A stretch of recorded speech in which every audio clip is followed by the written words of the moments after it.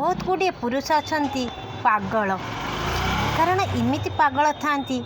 निज भाई भौणी कथा माँ कथार चलिकी निज घर संसार भांगती आउ पर स्त्रीर प्रत्येक जिनस भल लगे पर स्त्री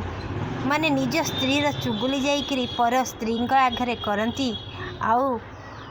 माने निज स्त्री को ना पेट को खाद्य दियंती ना पिंधिबा को खंडे दियंती ना तांको पाई केबे किछि करंती तथापि सबुबले स्त्रीर बाप घर को ना रे चुगुली करंती आउ स्त्री को माने क्यारेक्टर लेस सजेकी रखी दियंती निजे केते क्यारेक्टर भीतर थांती ता मध्य कहि पारंतिनी।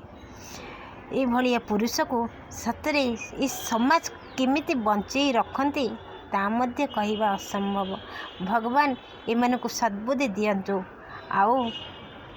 अमनिष को मनीष कर दियंतु।